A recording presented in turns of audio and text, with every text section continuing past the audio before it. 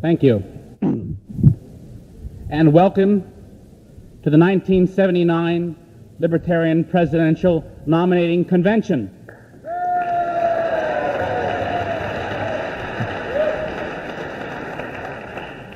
This is a great year for libertarians and for the Libertarian Party, a year of great challenges and of great opportunities. Look across the room. Thousands of people gathered here in Los Angeles today and throughout the rest of the weekend are here to celebrate the growth of a dynamic new political party and a dynamic new political movement, libertarianism and the Libertarian Party. We have come a long way in the last 8 years, a long, long way, beginning in the minds of a handful of visionaries. The Libertarian Party began with a small group of people gathered in Denver, Colorado. We came from our roots in the tradition of the American Revolution, our roots of a great classical liberal tradition, a tradition dedicated to opposing tyranny in all forms, a tradition dedicated to individual liberty for all men and all women, black and white. The Libertarian Party has indeed come a long way, and I think we should here take this opportunity to applaud three of the people who have helped to make this possible. David Nolan, the founder of the Libertarian Party and the first national chair.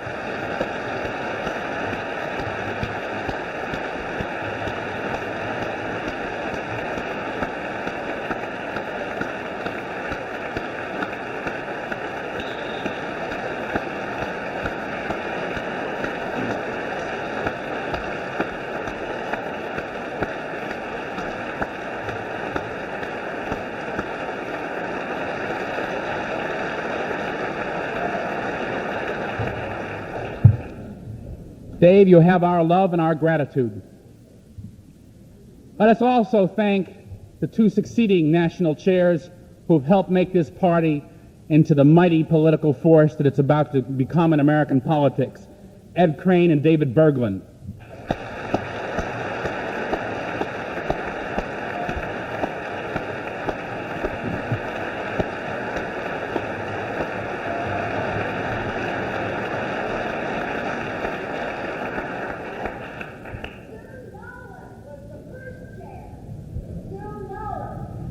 Sue Nolan.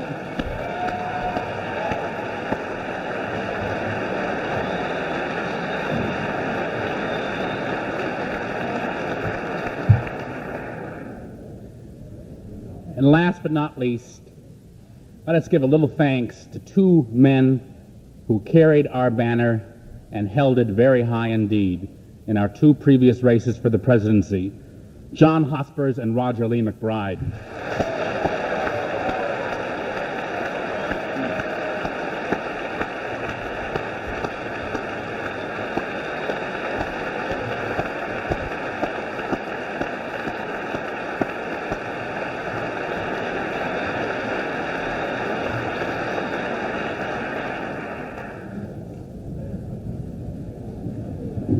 Those are our roots. Those are where we have come from. But ladies and gentlemen, we have just begun. This next year, in our race for presidency of the United States, we are going to be on the ballot in anywhere from 40 to 48 states. We have in state after state begun to capture people's attentions. We have in county and town and city after town and city begun to capture the attention of the American people who are sick unto death with the two-party system in this country and who want a real political alternative for the first time in their lives.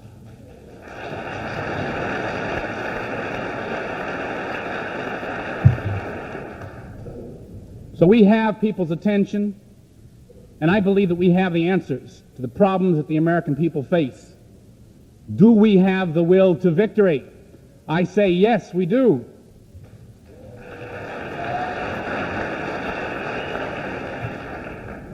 I believe that we do, strongly, and my faith and confidence is strengthened every time we hold a convention, a meeting, a conference, and faces like those in the audience before me come to pay homage to the spirit of individual liberty and to fight for the victory of the libertarian ideal in this country. The Cassandras of our age cry out, "No, no, there is no chance." They see that government stands today as everywhere hostile to human liberty and happiness, that it leads the people, it loads the people with taxes and with debts. They see the public corruption and abuses which have grown up around us.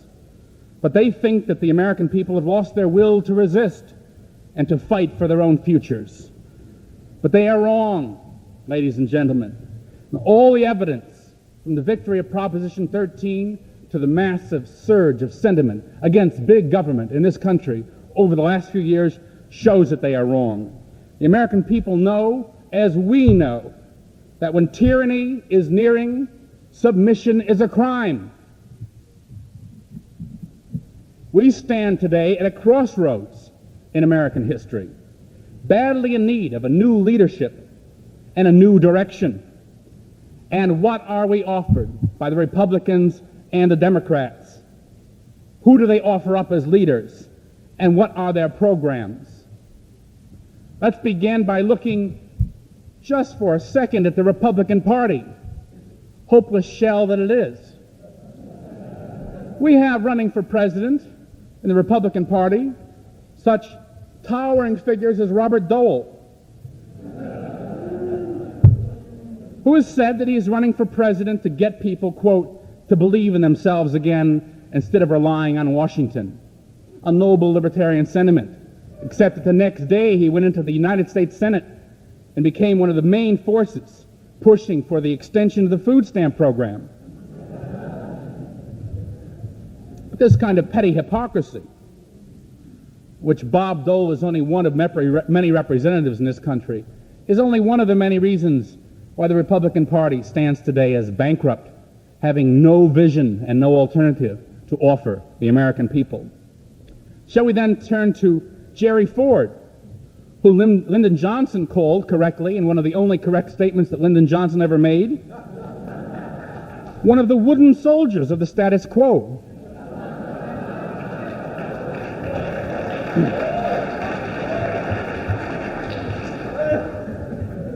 Jerry Ford, you remember, was appointed vice president by Richard Nixon after Spiro Agnew resigned because Nixon thought he was so dumb, incompetent, and mediocre that they wouldn't dare impeach him and leave Jerry Ford as president.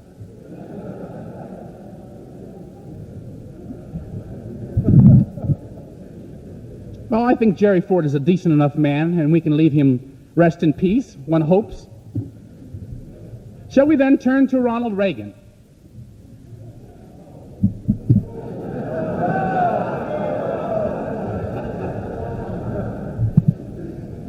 You've guessed my answer.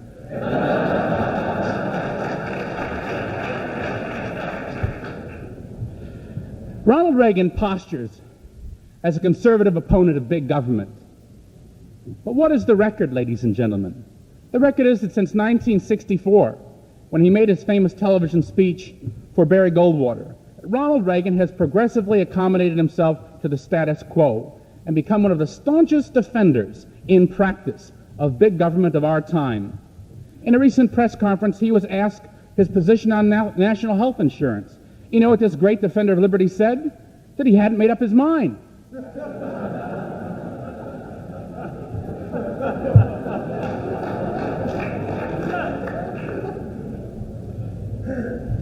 And while in office, this great defender of individual liberty opposed legalizing marijuana, vetoed several bills to reduce the penalties for marijuana possession to a misdemeanor. During his 8 years as governor of California, the state budget more than doubled from $4.6 billion to $10.6 billion in 8 years. That puts him on the level with Nelson Rockefeller, ladies and gentlemen. And this great advocate of cutting taxes and cutting government spending. When does he raise his voice? He raised his voice to protest aid cutoffs to Brazil and Chile. If this is individual liberty, I, for one, want none of it. Shall we then turn perhaps to George Bush? The former head of the CIA, who promises us a new candor.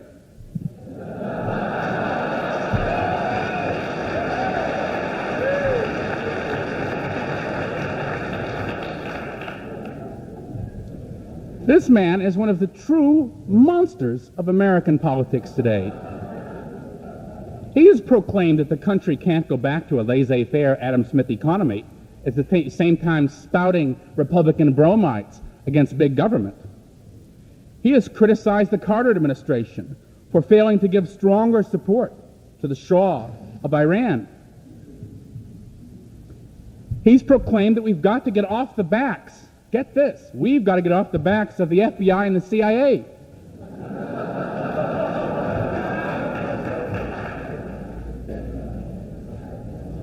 And he not only favors this great opponent of big government, and aren't they all these days, he not only favors registration for the draft, but when one raises the question of what he might use drafted men and women for, one is forced to take a look at his foreign policy position, where he said that it is not intervention in another country's affairs to support friendly governments facing revolution, like the Shah of Iran. That's not intervention, Bush said. That's helping.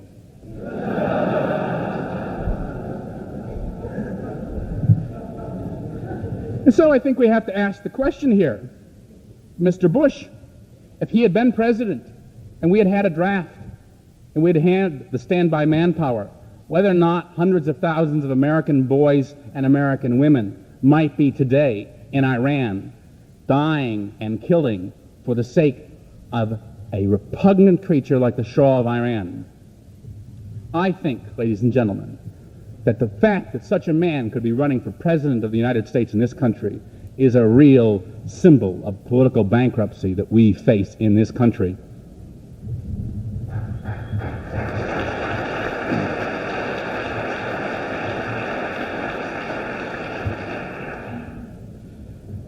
Turn to the last of the major Republicans, a man who I particularly find most contemptible, John Connally.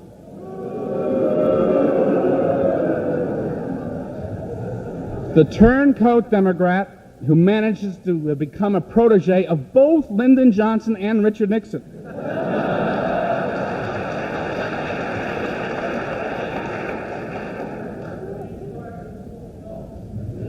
Recently, Big John was asked who he thought the greatest president of the 20th century was. And this master opponent of big government, as he postures this week on the cover of Time magazine, proclaimed Lyndon B. Johnson. But he was equally a supporter of Richard Nixon. Nixon noted in his memoirs that when he unleashed the Christmas bombing of Hanoi in 1972, quote, "One of my strongest supporters was John Connally."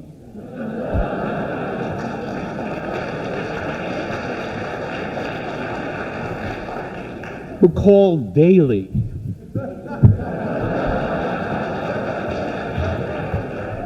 to report some new and positive sampling of public opinion.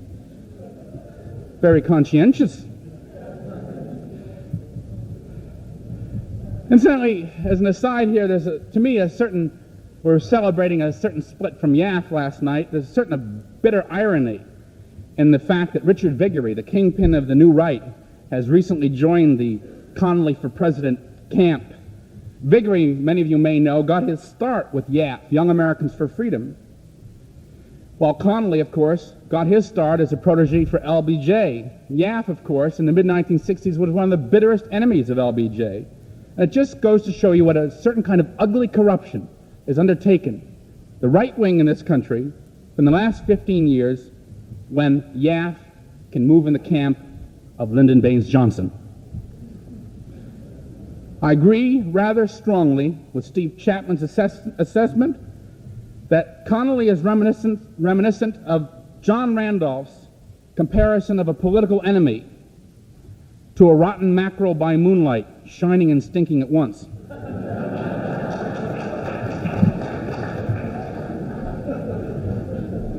But this is not the end of Connally's villainies. It is only the beginning.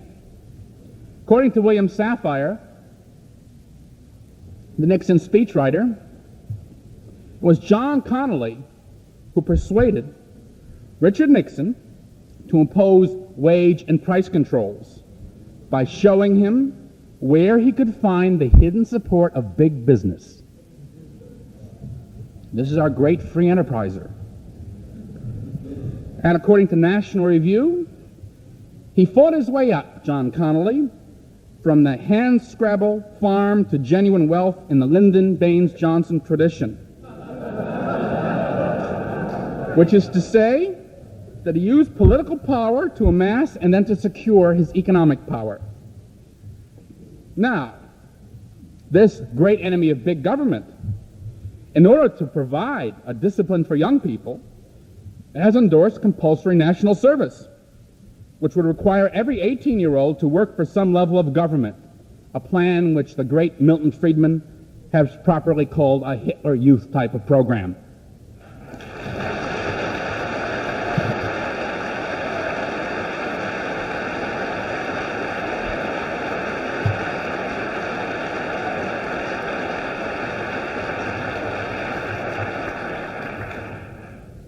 This masterful enemy of big government endorsed Nelson Rockefeller's plan for a $100 billion federal slush fund to bankroll the private energy industry. He has endorsed the guaranteed annual income, the reestablishment of the New Deal Reconstruction Finance Corporation to bail out cities like New York, and he offered up this advice to New York that it ought to blackmail the federal government into giving it bailout funds by threatening to dump the federal bonds that it held on the market. This Reconstruction Finance Corporation would channel loans to government-approved businesses. He has approved government loans to Lockheed and to Penn Central. He is a strong supporter of increasing federal milk price supports. And he told Nixon during the Nixon administration that this should be done to make the dairy lobby, quote-unquote, more loyal in the next election. He opposed Jerry Ford's minuscule proposed tax cut in 1975, and he then both called for a 5% across-the-board tax cut, including defense, and after that endorsed Carter's 3% increase in the defense budget. John Connolly has said that he wants to get a partnership going between government and private industry. And he said that it would be unwise during wage and price controls to think that we can go back to where we were before.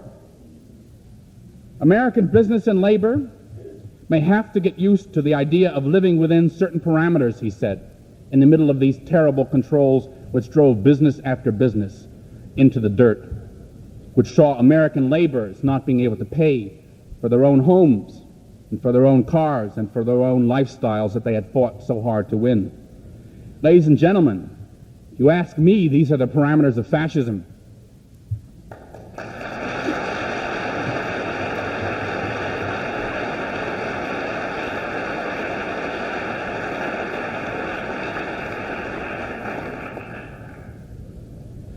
Now, the last thing I'll say about Big John is that he once said something very true. Declared recently, quote, "Anytime you start looking for a central government for favors, you sow the seeds of inevitable, deep-seated corruption. It can't be any other way," unquote. Well, he ought to know.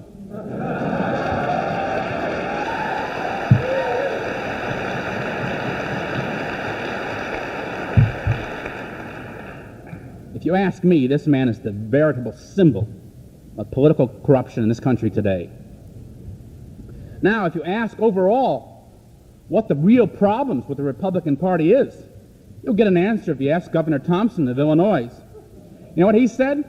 He said the problem with the Republican Party is that it sticks to principles too much.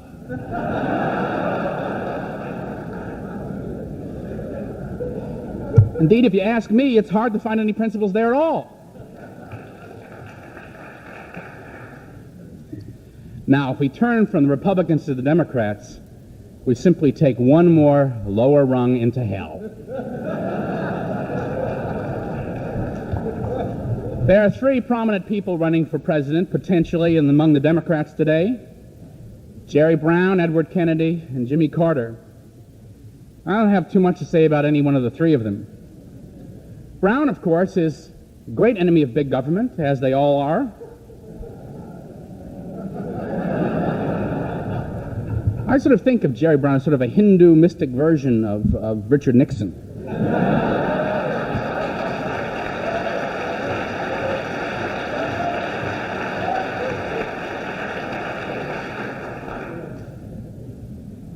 He supports a new space program to get this country moving again.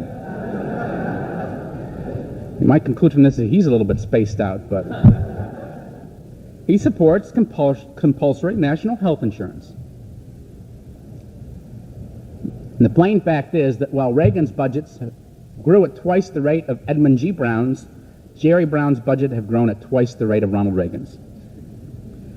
This master political chameleon called Proposition 13 a mirage, a ripoff, a consumer fraud before the election. And within 24 hours, he had become its biggest defender. He is a big spender for his solar energy authority, for shale oil, for renewable resources. He called for no new taxes when running for office, then turned on a dime and advocated a windfall profit tax. And he said it's not a tax, it's a revenue-raising measure.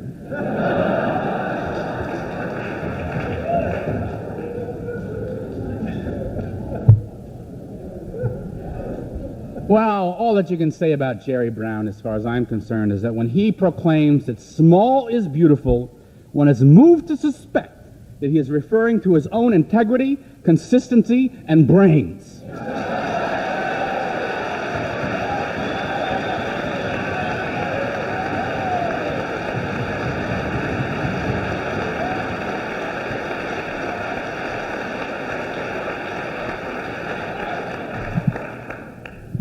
For those of you who don't live in California and are not bombarded by this mumbling mystic day in and day out,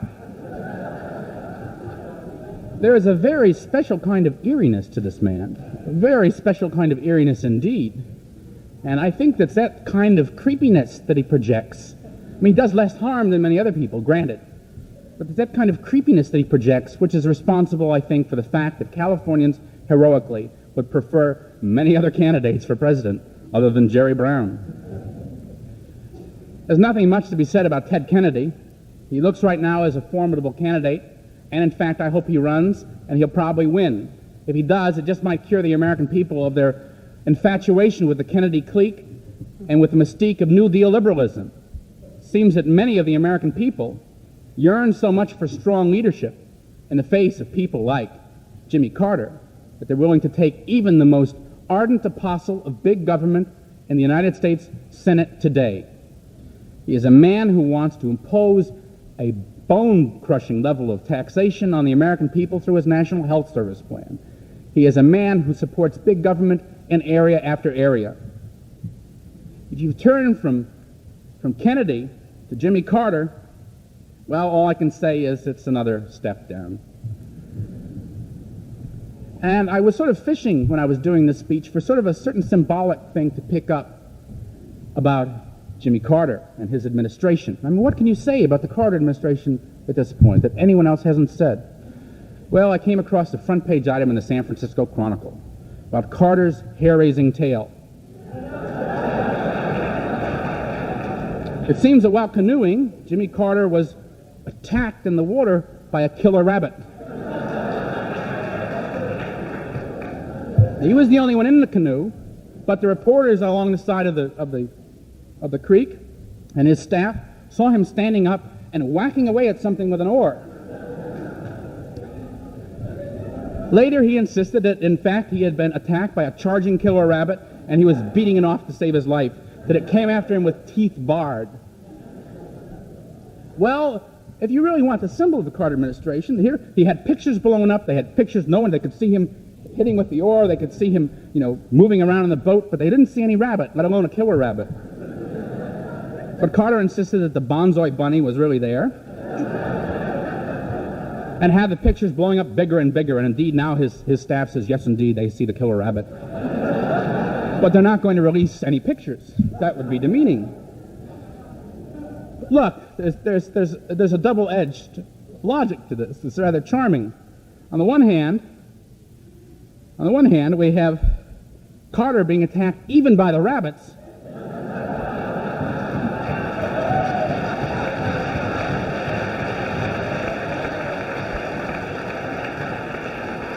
And on the other hand, there is the sad symbolic spectacle of the Carter administration, the President of the United States beating a rabbit off with an oar.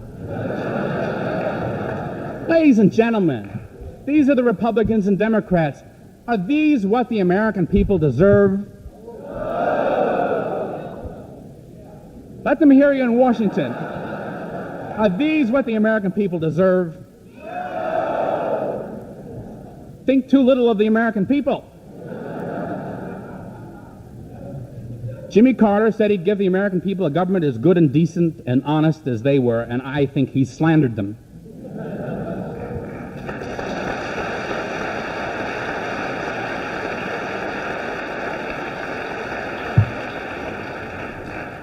These are the candidates who are trotted before us. These are purveyors of privilege, promoters of political pull, puny demagogues who pounce and prey upon the American people. Ladies and gentlemen, compared with men like these, Clark and Huncher loom as giants.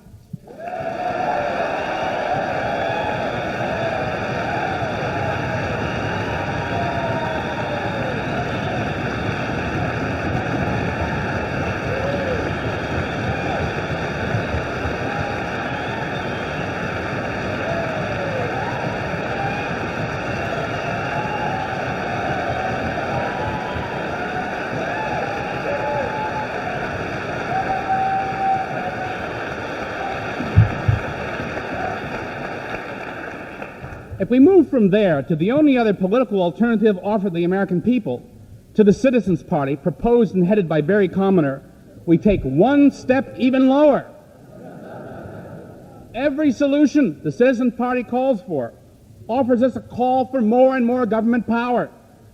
They offer us a cure for the disease of government by proposing that we move toward rank socialism, nationalizing our energy industry to give the government even more power over our energy needs. Ladies and gentlemen, this is the final struggle of the new class for dominance in this society. It is the hand of power reaching out to clutch and to seize. It's enough to make one wonder whether this is a political party for our citizens or against them. What have these two parties that we have been faced with, lo, these 100 years, done? For 100 years now, we have been ruled by the Republicans and the Democrats, united against the people, pursuing folly and policy indiscriminately, always to the detriment of liberty and of prosperity and of peace.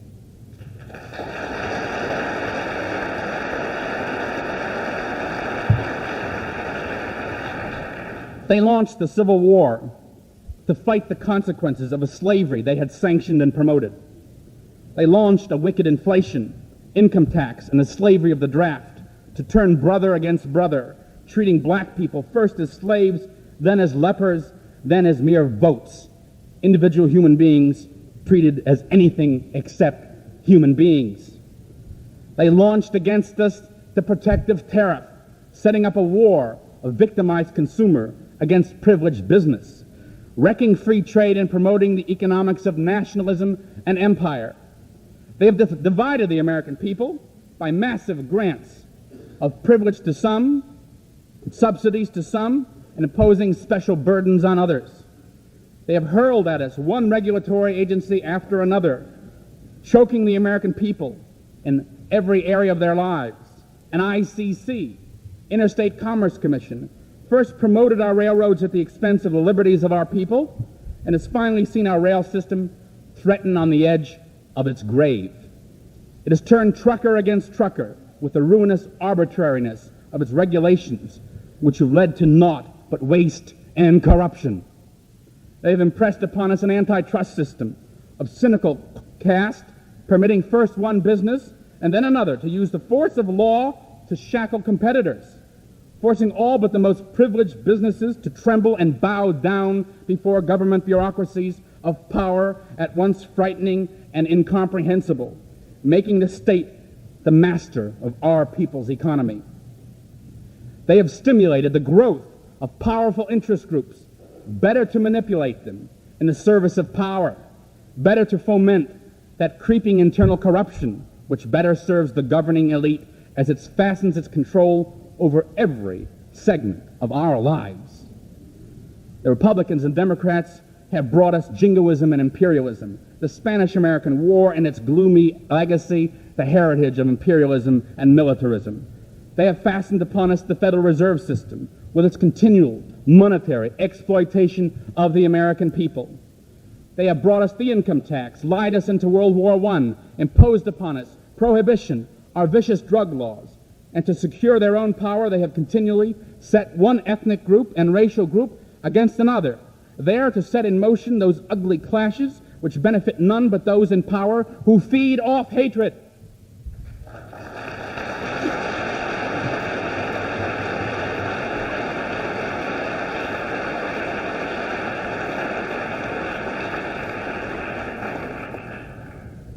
They have together brought us racist immigration laws, differing only on which group was to be more despised and scapegoated at the moment. They have shackled the American farmer, humbling these proud independent souls before petty regulations and demeaning subsidies. They have launched a public education system which today sees our children without knowledge or independence or spirit or hope. They have brought us the Great Depression, using tragedy always as a pretext for more and more and more power. They have lied us into World War II, Korea, Vietnam, and more. They have used American youths as fodder in their wars, slaughtering foreigners abroad, across the globe, for momentary political gain, never caring about the lives they have ruined or the future of the countries whose land they have stained with blood.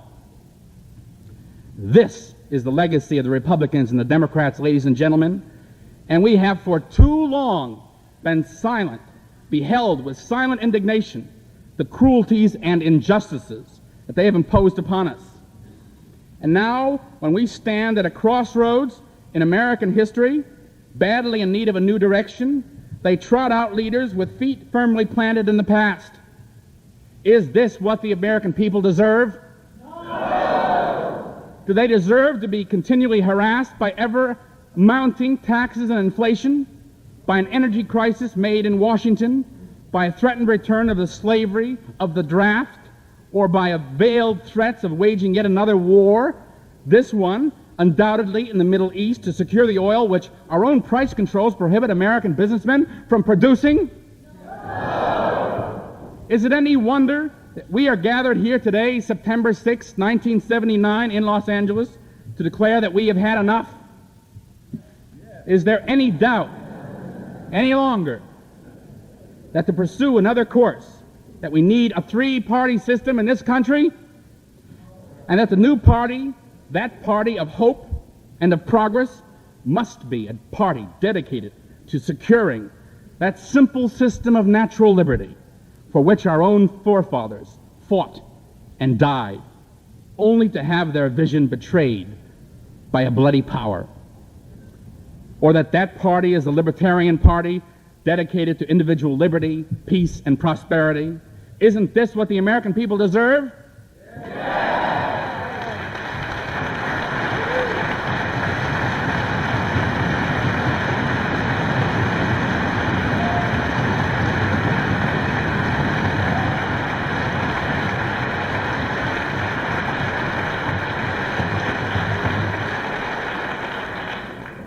Don't they deserve to be treated as human beings, to live their lives in dignity and in liberty? Yes. For us, these are more than platitudes and slogans trotted out in election years to win votes, then to be put upon a shelf, there to gather dust.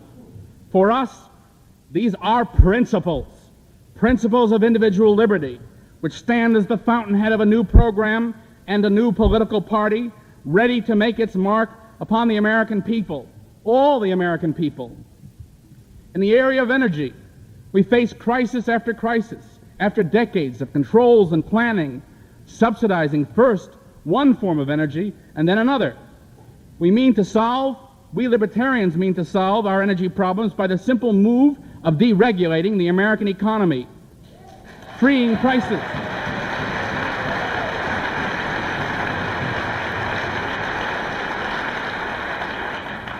and ending our decades-long subsidies for nuclear power, our encouragement of dependence on Middle Eastern oil, our monopoly grants of special privilege to public utilities. Let us repeal Price-Anderson and establish strict liability for nuclear and other forms of power.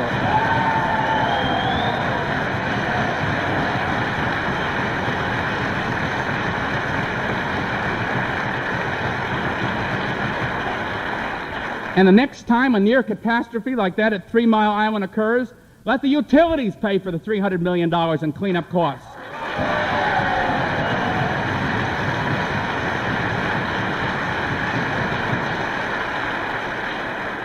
And let's stop them from soaking the taxpayers and the rate-paying public. Let them not try to evade responsibilities for their actions again. In the field of education, let us begin the long and difficult but necessary process of getting the government out of education.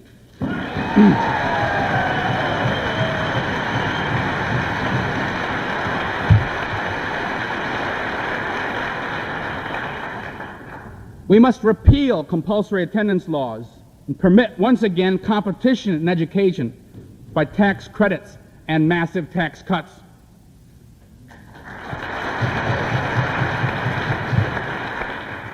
Let us end inflation by stopping the monetary exploitation of the American people, by stopping the arbitrary printing of money and ending government control of our money supply.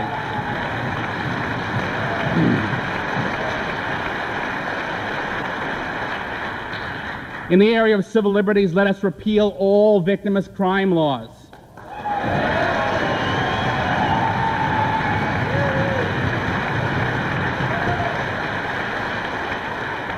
Let us end the drug laws and vice squads, stopping once and for all police harassment of gay people in this country.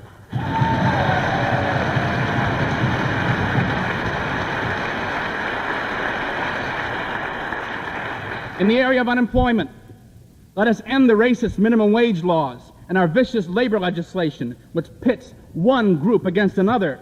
Let us end protective labor legislation and licensing laws, which discriminate against women, minorities, and the poor.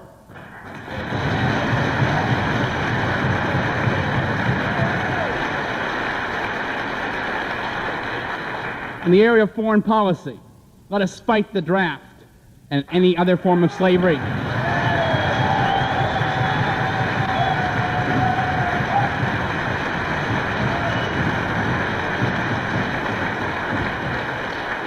Let us end that bipartisanship foreign policy of global intervention, which has wreaked havoc across the globe. And make no mistake about it, we mean what we say. Let the governing classes be put on notice that we mean to change the course of history.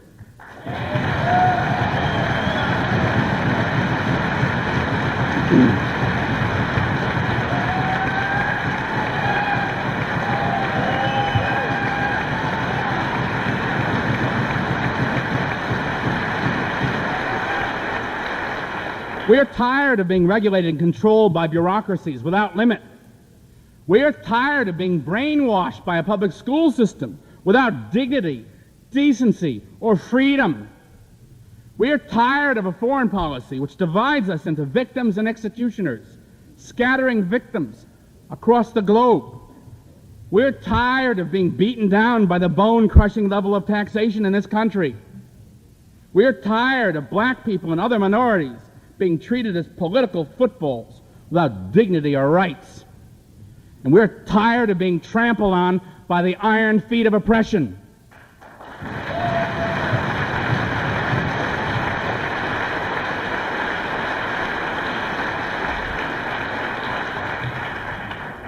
And neither are these for us, we're libertarians, mere abstractions, because we know that behind every oppression there lies a face. Sarah Bart, 16-year-old widow kicked out of her home for non-payment of property taxes in California 2 years ago. The bitterness, the pain. 68-year-old Lois Faulkner, nicknamed by her friends and neighbors Grandma Marijuana. An old woman in a wheelchair sentenced to prison for selling marijuana to neighbors. John Singer, shot in the back in a battle with state authorities because he refused to send his children to public schools. An Argentinian exchange student in a New York City gay bar when the bar was raided. Since being gay is a cause for deportation in this country, he fled to the second story, leaped out the window to freedom, was impaled on a stake in the courtyard below. Don't these people too, ladies and gentlemen, deserve to live in dignity and in liberty?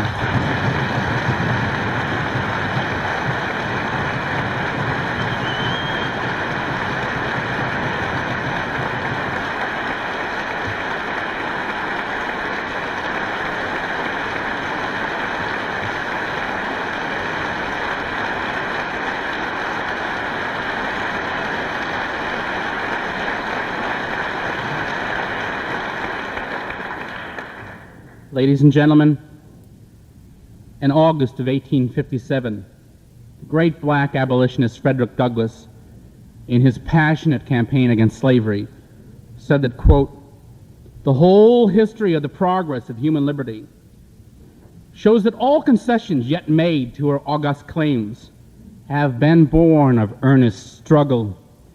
The conflict has been exciting, agitating, all-absorbing, and, for the time being, putting all other things into silence. But it must do this or it does nothing. If there is no struggle, there is no progress. Those who profess to favor freedom yet deprecate agitation are men who want crops without plowing up the ground. They want rain without thunder and lightning. They want the ocean without the awful roar of its many waters. Power concedes nothing without a demand. It never did, and it never will. Find out just what any people will quietly submit to, and you will find out the exact measure of injustice and wrong which will be imposed upon them. And these will continue till they are resisted. The limits of tyrants are prescribed by the endurance of those they oppress.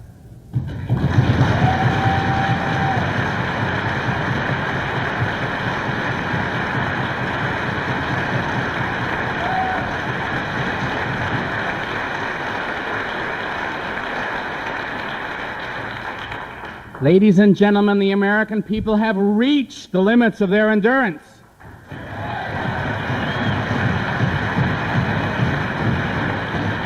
For we are a proud people, a nation built on struggle and on achievement. Our ancestors came to this country because they would not bow down before kings and before tyrants. They came to this country to build new lives for themselves and their children. Lives unfettered by chains and political cruelty. But the chains and the cruelty have crossed the oceans, now threatening us all. Everywhere on this planet, the hands of power have clutched and have seized. Governments, horrible and destructive, fierce and inhuman, have been founded in blood and supported by barbarity. Ladies and gentlemen, tyranny is here, and submission is a crime.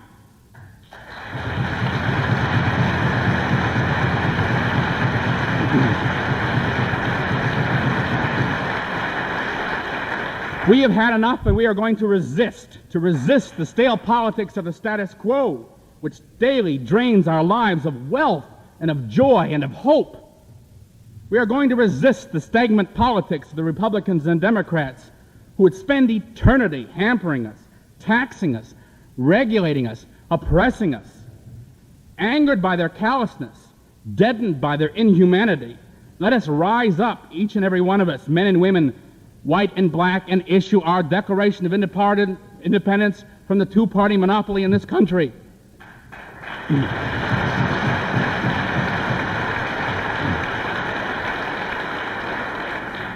and moved by a love of liberty and of justice, let us build a new and decent party, a party of hope, a party of the future, a party based upon the inalienable rights of men and women, one and all, to live their own lives as they see fit, free from the dead hand of coercion and of violence.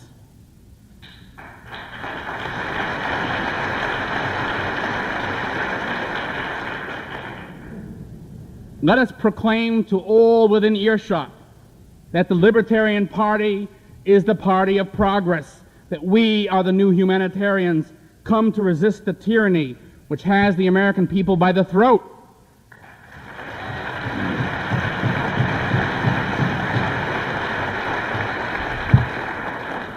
And if they ask us, by what right do you resist? We shall answer them that we are the American people, and we will not bend before the power of the state.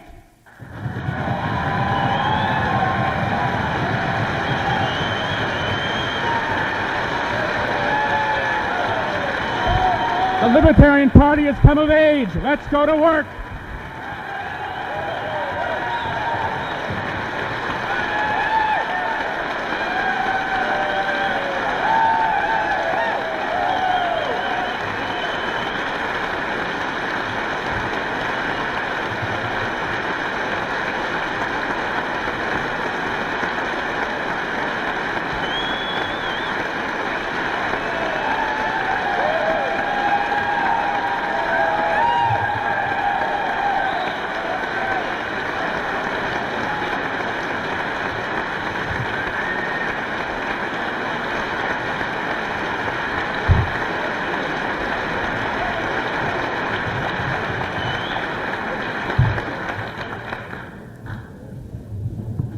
Thank you deeply.